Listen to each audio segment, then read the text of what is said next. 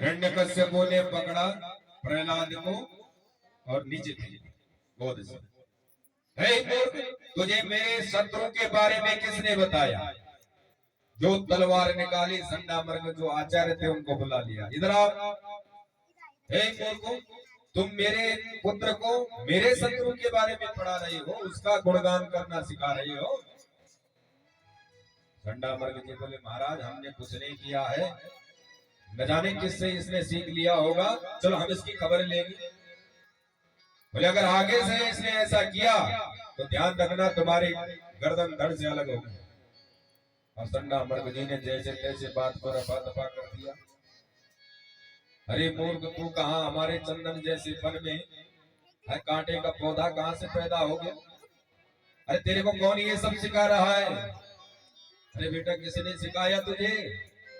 बोले किसी ने नहीं सिखाया। बात रफा दफा हुई। कुछ दिनों के बाद हिरण्यकश्यपु ने अपने पुत्र को घर बुला लिया। अब माता कयादु ने अपने पुत्र का सुंदर श्रृंगार किया और उसके बाद श्रृंगार करके पुत्र को पिता के पास भेज दिया। अब हिरण्यकश्यपु ने सोचा कि अब कुछ न कुछ तो अच्छा सीख करके आया होगा। बोले आओ बेटा, बेटे को अंग में भर करके बोले, अब बेटा एक बात बताओ, तुमने कुछ सीखा वहां स्कूल में? जरा कुछ अच्छी बात बताओ। अब गुरुजी सामने खड़े हैं, थर थर कांप रहे हैं, ये बेटा पता नहीं क्या बोलता है, हमारी गर्दन धड़ से अलग होती है। प्रहलाद जी ने गुरुजी की तरफ इशारा किया, पिताजी सुनना अच्छा चाहते हैं, कह रहे हैं कि अच्छा सा सुनाओ, लेकिन सुनना बेकार चाहते हैं। लेकिन पूछा अच्छी बात है, कुछ अच्छी बात सुनाओ, तो अब अच्छी बात ही सुनाऊंगा। पिताजी अब तो मैंने 9 बातें बहुत अच्छी से सीख रखी हैं। अच्छा बेटे जरा सुना दो, कौन सी है वो 9 बातें? बोले सर्वणम कीर्तनम विष्णु स्मरणम पाद सेवनम अर्चनम बंदनम दास्यम सख्य आत्मनिवेदनम। पिताजी अब इस बार तो मैंने 9 बातें सीखी है कि सर्वणम कीर्तनम विष्णु, भगवान नारायण की पहली कथाओं को सुनो, फिर उनका कीर्तन करो, फिर पाद सेवन करो। जो नारायण का नाम सुना बेटे को फिर फेंक दिया। संडा मर्ग को बुलाया, थर-थर कांपने लगे, महाराज हमने कोई कुछ नहीं सिखाया है, ये पेट से ही अपनी माँ के पेट से सीख करके आया, हमने कुछ नहीं सिखाया इसको, ना कोई सिखाता। हमारे विद्यालय में ऐसा कोई कोर्स है ही नहीं जिसमें विष्णु का नाम हो। हमारी कोई गलती नहीं है माता, हमें क्षमा करें। अब हिरण्यकश्यपु को लगा कि भाई इसका मतलब इसे नारायण भक्ति का रोग लग चुका है, और भक्ति का रोग संक्रामक बीमारी है। और ये बोले अगर फैल गई तो इस चारों तरफ झांझ मंजीरा ले, ढोलक चिमटा लेकर के सब के सब तैयार हो जाएंगे और सब मेरे शत्रु का नाम स्मरण करने लगेंगे। इसलिए ऐसा है, इसको ठिकाने लगा। आदेश दे दिया सैनिकों को, इसको मार दो। अपने पुत्र को मारने के लिए तैयार जाकर के पहाड़ पर ले गई, पहाड़ से फेंक दिया। लेकिन भगवान जिसके साथ में है, जिसका ऊपर जा पर कृपा राम की हुई, ता पर कृपा करें सब। जिस पर कृपा भगवान की होती है उसका कोई बाल विवाह का कैसे कर सकता है? भगवान नारायण सब कुछ देख रहे हैं। भगवान ने बालक को संभाला, हाथियों के पैर के नीचे कुचलवाया, लेकिन प्रहलाद जी का बाल भी बांका नहीं हुआ। विष पिलवाया, सर्प से डसवाया, नाना प्रकार के कुकृत्य किए, लेकिन प्रहलाद जी का बाल भी बांका नहीं हुआ। होलिका बहन को बिठा करके अग्नि लगा दी, होलिका जल गई, जबकि उसको वरदान था कि वह अग्नि में जल नहीं सकती है। लेकिन भगवान के भक्तों को हानि पहुंचाने वाले का भी वरदान भंग हो गया और उसी का नाश हो गया। होलिका का दहन हो गया, नाना प्रकार के कुकृत्य किए, लेकिन अब हिरण्यकश्यपु डरने लगा। जब हिरण्यकश्यपु को अपने पुत्र से भय होने लगा तो एक दिन डरा सहमा चंडामर्ग के सामने बोले क्या किया जाए अब इसका, ये तो मरता ही नहीं, कुछ तो बात है। चंडामर्ग जी बोले अरे महाराज क्यों डरते हो, हम इसको सिखा देंगे, समझा देंगे, थोड़ा उदंडी है, सिखा देंगे इसको, एक बार एक मौका और दे दीजिए महाराज।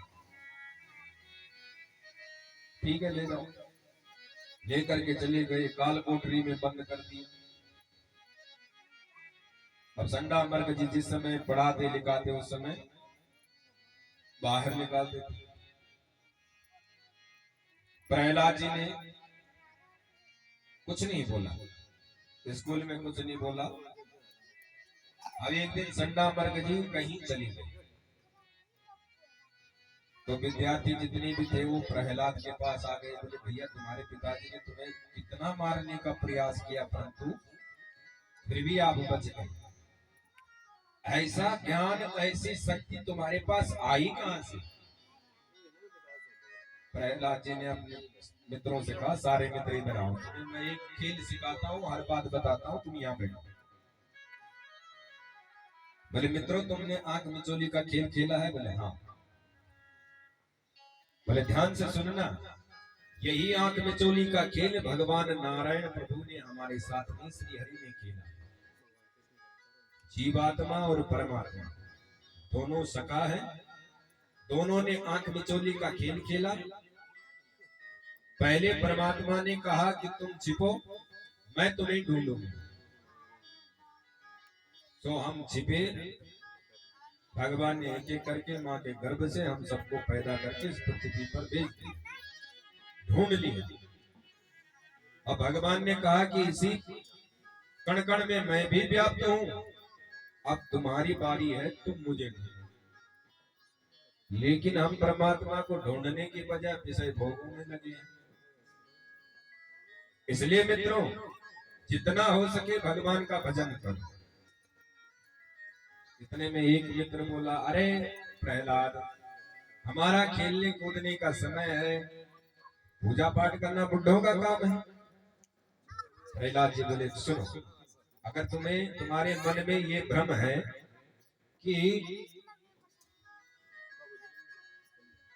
बुढ़ापे में भजन करना चाहिए तो मुझे अपनी उम्र बताओ, तुम्हारी उम्र कितनी है। बोले 100 वर्ष। तो 100 में से बोले 50 वर्ष को वैसे ही निकाल दो, 50 वर्ष, क्योंकि रात भर तो सोए रहते हो, तो 50 वर्ष का समय तो वैसे ही चला गया।